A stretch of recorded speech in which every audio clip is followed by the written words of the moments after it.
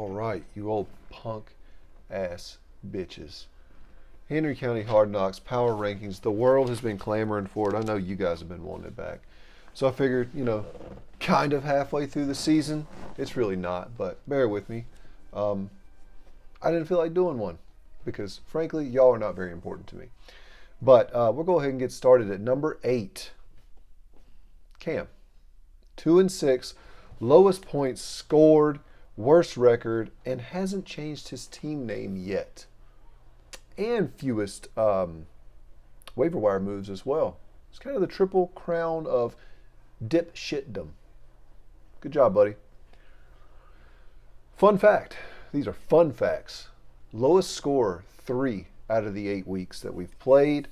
Like I said, fewest moves plus worst roster equals a new nickname for you, Cam. You are now Lady Dipshitting Cam of the Shire because you're so short like a hobbit. Do better and I won't call you mean stuff. Not my fault. You brought this on yourself. Number 7, Nick Johnson, in case we had to clarify there. 7th in points scored. That means the second fewest. That's not great.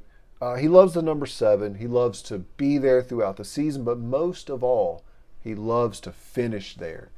Because I'm pretty sure he's finished there like the past 6 years in a row or something. Loves to be the first loser. But, hey, we got a little bright spot here. 2-game winning streak for you, my friend. Nice job. But just like Cam, doesn't know that you can actually put injured players on the IR, and it frees up a roster spot for you so you can add an extra player there so your bench can get a little better. But, hey, what the hell do I know? But, we've been playing fantasy for a long time together, and really, frankly, it's just sad and pitiful that you didn't know that. But whatever. Number 6, how the mighty have fallen. That's Jason at 3-5. 6th in points scored. That means the third fewest.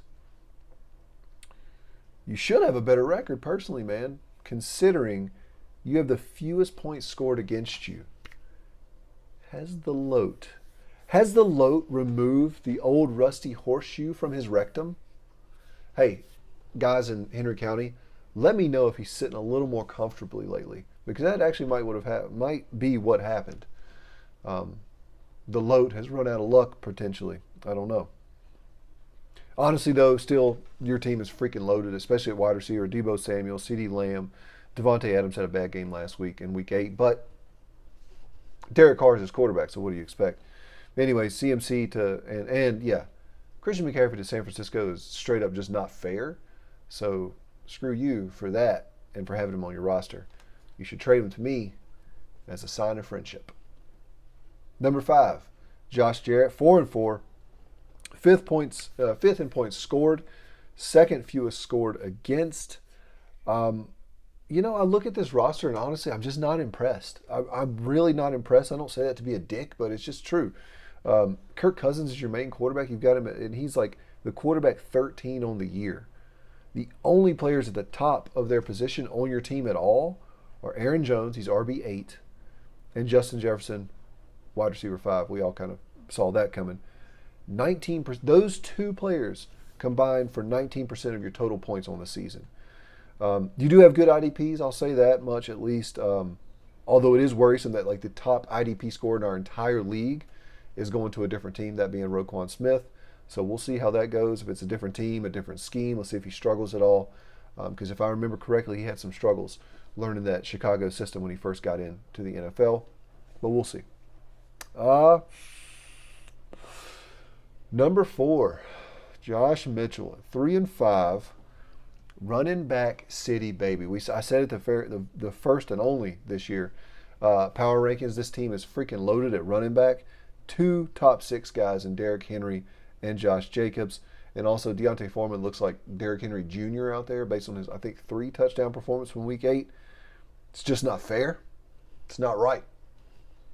Honestly, I really enjoy this team. I think this team has a shot to actually win the whole thing.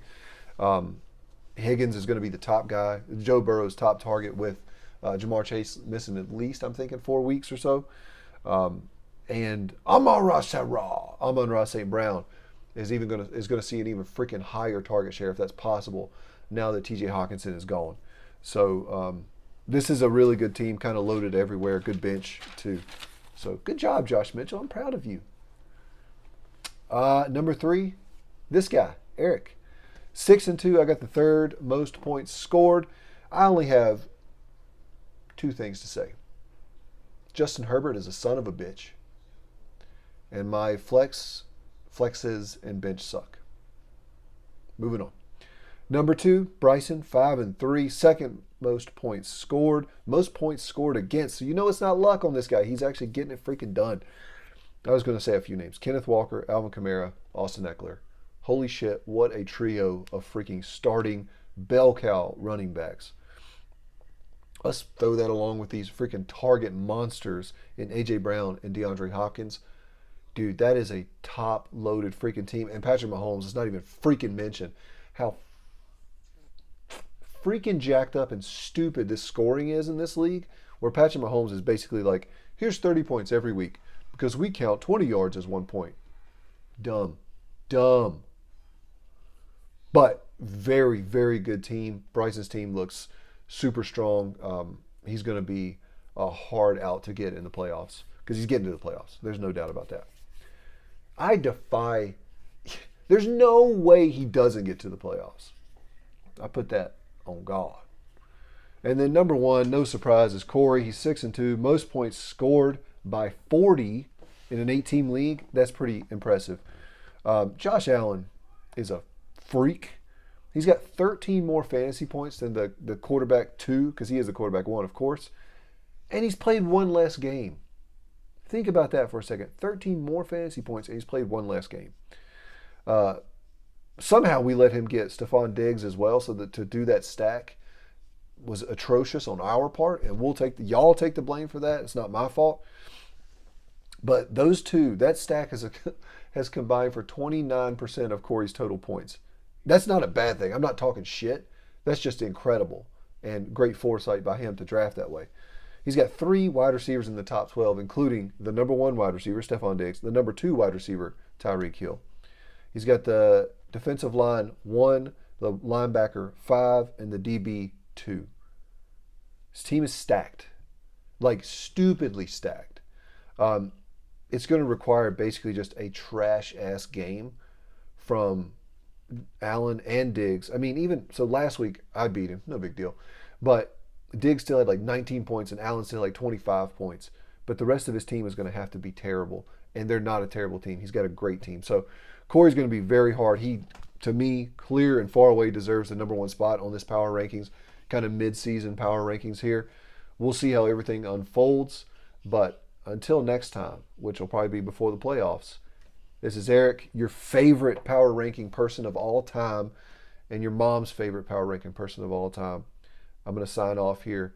Y'all be good.